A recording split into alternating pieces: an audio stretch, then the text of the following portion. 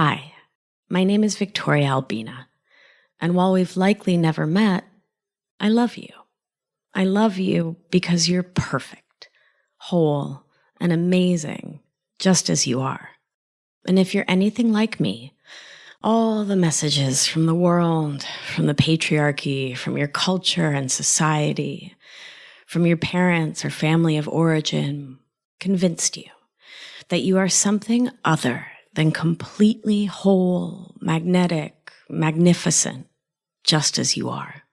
I'm here to set the record straight and to share my wish for you for 2020 and beyond. Each of us is born magical. You were born magical, born whole, born radically lovable and worthy of love from go. There is only one you, and you are uniquely qualified to share your opinion, to have and to experience your dreams, to live into the magic of having been born, which is such a marvelous thing. And my love, this world needs you. I believe it so deeply in my heart. The world needs each and every one of us. And it needs us loving ourselves up as much as we can, healing the collective unconscious and radiating that healing and love out for all the world to see and feel and be changed by in the most beautiful ways. It may be challenging to receive these words, to believe these words. And I get it. Receiving was so hard for me for so long. In your heart, there may be stories and you may feel, I'm broken. I need to be fixed. I'm stuck. I've tried all the things, all the therapy, all the everything, and I'm so tired of not getting better. I just want to feel sure of myself, to not doubt myself, and to act like I know my value, to not be so easily irritated, annoyed, resentful, to not lash out at others or myself, to feel secure in setting boundaries without guilt or shame, to take care of myself, mind, body, and spirit, without worrying what someone else may think about it. I want to be my own weird and authentic self, and to live my life on my own terms. I know, my love. I feel in my heart what it feels like to be there, to feel exhausted by your own old stories, your life as it was and is, and to be scared about the future, to not know how to take action, to feel better in your mind, body, and spirit, to not know what to do next, to begin to believe all of this, to begin to feel like you're healing from your childhood, from your past, healing from it all. In my own childhood, I learned that I had to perform the role of perfect child to be lovable, to hide parts of myself to please others. I had to succeed, excel, push myself to the breaking point in order to be lovable. That it wasn't safe to ever fully rest. One eye always open for the next emotional lion attack. My nervous system learned that it needed to protect me from life as I knew it. And so I learned that living a go, go, go life was the only way to feel psychologic and emotional safety, and was a vital way to prove myself to the world, and that it was only through external approval that my nervous system could relax, and my mind, body, and spirit would know that I was safe. I learned that I had to be thin and pretty and pleasing to be lovable. After all, an Argentine woman can never be too thin. I learned that I had to get loads of degrees, certificates, honors, awards, proof of my goodness and value to be lovable, acceptable, someone to be proud of. I learned that I had to put other people's needs ahead of my own, to say yes when I meant no, to anticipate other people's needs and to do things for them that they could do for themselves, which I later resented them for. I learned to not show my disappointment, sadness, or anger. That was too dangerous. I learned to communicate passive-aggressively because being direct was so scary deep inside, and to avoid conflict for the same reason. I learned to not set boundaries and instead to seethe in resentment when things didn't go my way, the way I hadn't voiced for fear of upsetting someone else by having needs. And I learned to protect my tender heart by not feeling my feelings. And when I couldn't keep it crammed in anymore, I learned to constantly talk about how I was so overwhelmed by everything. A verbal buffer against actually feeling my feels. And as a result, I got sick. Like, really sick.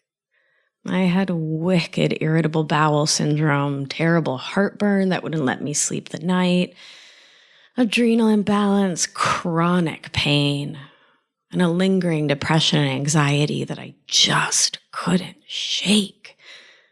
My poor belly was a hot mess. My adrenals went on strike, and I had no idea what my mood would be like from one day to the next, sometimes one moment to the next. I was so irritable, resentful, angry, annoyed. I had no idea what I was feeling from moment to moment because I was so out of touch with myself, with my body, with those tender, loving signals our nervous system sends us through our digestion, our muscles, our pain response. I heard not a one of those subtle, sweet whispers until they became so loud they were unavoidable, and I ended up collapsed with the weight of it all. So sick. And yeah, I kept taking me to the gym, eating well, going to therapy, taking my supplements. I kept doing all the actions of self-care, but none of it made me feel deep self-love. I had fallen out of love with myself, and I couldn't even remember what it felt like to love and accept myself unconditionally, to trust myself and my decisions, to not live in constant self-doubt. So from that place of self-doubt, from that visceral feeling need for external validation, I did what I was taught to do as a certified smart kid. I kicked butt in school. I aced it, you guys. I took all the APs, I did the summer college programs in high school, all of it. I got a master's degree in public health at a top university, got the international internship everyone coveted. I trained in Western medicine and became a nurse practitioner at the best program in the country and got all the fanciest certifications. I interned, trained, taught, and worked at some of the most highly respected institutions in the country, pushing myself on to the next golden ring, the next thing that would show the world that I'm competent, smart, valuable. I spent my 20s and early 30s dating people who didn't share my deepest values of self-care, spiritual growth, people who couldn't see me for me, who were unable to meet me in a real way, and I put their wants and needs above my own, betraying and abandoning myself in this codependent morass day after day. Caretaking others because it felt scary to fully take care of myself. And so, logically, I stayed sick, tired, grumpy, unwell, exhausted to the bone, and deeply unsatisfied. And about a decade ago, maybe a little longer, it dawned on me. I was reaching for all the wrong things. I was looking for ways to make my outsides shiny and lovable, not accepting, feeling, knowing just how amazing and shiny my insides are. And by learning to support and regulate my nervous system, by learning to manage my mind through life coaching, by attending to and deeply healing my inner child and my physical body, by practicing daily breathwork journey meditation, I have been able to return home to me in a real and profound way. And sure, I have work to do. We all do. And it feels amazing to be in process in such a real and tangible way. And all of this is the work that brought me here, to you. Sitting in front of this microphone in my Brooklyn apartment, sharing the lessons I have had the privilege and honor to have learned over these many years. And what I want so much for you to know, feel, think, believe is that you're whole, perfect, healed, healing, healable. Your past doesn't have to define you. Only you, today you, present tense you, get to say who and what you are. There is so much room, energy, power that comes from shedding the old BS of thinking you have to live to please anyone else, to make anyone else happy, to do what anyone else wants you to do or be. It feels expansive, like a lightness, an ease in mind, body, and spirit. I am here to testify that it is so lovely to not compare myself to others like I used to worry less and less every day what other people think of me, to worry less in general, to not future trip, but to future plan, to set boundaries and to hold to them more and more each day because I know I'm worth it. I'm fine. I'm perfect. I'm loved because I am love. And so are you. You already have everything you need. You truly do. You have the power to make the changes you want to make. And you get to make those changes because you want to, not because you have to be lovable. Hospice nurse here saying, life is really short. And it's also really long if you've been living it without self-love, living it with anxiety, self-doubt, not respecting and honoring yourself, your word, your promises, your dreams. And I want to encourage you as we move into this next decade to begin the journey towards deep and powerful self-love. To start with one sweet word to yourself every day, to gently pull yourself back when you find yourself being anything less than kind to yourself. You can't heal hurt with more hurt, my angel, and it is us who have been most hurt, who have survived trauma and familial stress and growing up with whatever you grew up with. Be it codependency, narcissism, alcoholism, being raised by unhealed people with inner child wounds they never knew they needed to heal, who had children while still being emotional children themselves. It is us who carry the habit of being mean to ourselves, a faux protection, a way to hurt ourselves before the world can hurt us. I see you. I get it. And you don't have to do it anymore. And you certainly don't have to go it alone. You can let all those old stories go, and you can choose to see yourself as the perfect and ever-growing adult child you are, and can speak to yourself, knowing that you're just a tender, perfect, amazing baby in a grown-up's body. You're here to learn, to meet yourself, to become your own watcher, and through it all, to learn to truly cherish yourself, to tenderly, kindly, gently learn to love yourself along the way. Doing this work is a choice. It's challenging while you're in it, but everything new is. And once it's your new habit to choose the kind word for yourself, to choose gratitude, to choose self-love, it really does flavor everything you do, say, think. It becomes a part of you. The way you do anything is the way you do everything.